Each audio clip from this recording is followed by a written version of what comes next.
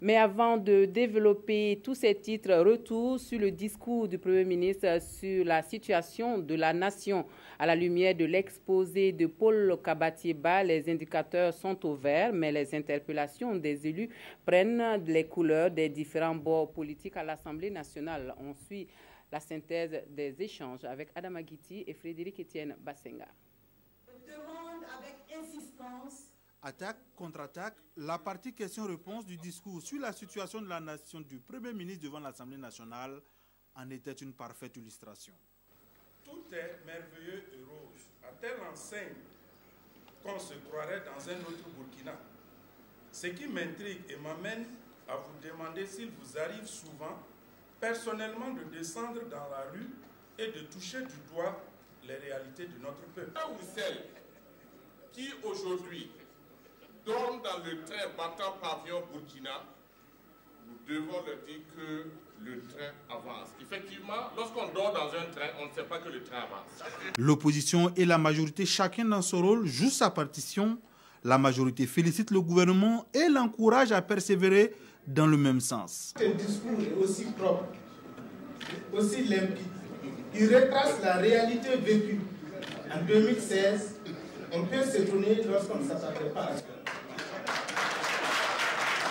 Pendant ce temps, l'opposition montre son scepticisme sur certaines mesures phares du gouvernement. Paul Kabatieba est interpellé par exemple sur la question du CFA, l'école Gogoyego, l'indépendance de la justice, la vie chère et la gratuité des soins des enfants de moins de 5 ans et des femmes enceintes. La gratuité des soins des enfants de 0 à 5 ans et des femmes enceintes qui devait être un acte salvateur pour soulager les souffrances de nos populations se trouve, d'après les populations, un leurre.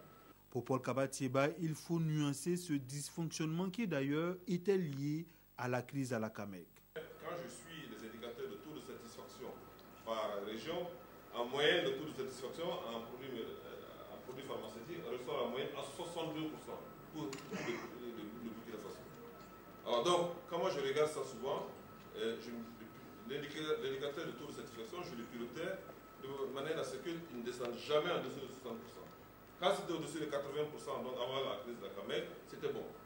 Mais après que la CAMEC est sortie en crise, on est descendu en dessous de 80%, on tournait autour de 60%. J'ai bon espoir qu'avec la solution qui est en train d'être trouvée au niveau de la CAMEC, que l'approvisionnement de nos hôpitaux, de nos centres de santé, pourra être résolu avec ce problème-là. Le président de l'Assemblée nationale, quant à lui, est revenu sur un certain nombre d'aspects, notamment les grèves, la part des salaires des fonctionnaires dans le budget national, les fonds communs et les lourdeurs administratives. Salif Diallo a encouragé le Premier ministre avant d'appeler les Burkinabés à la solidarité pour faire avancer le Burkina Faso.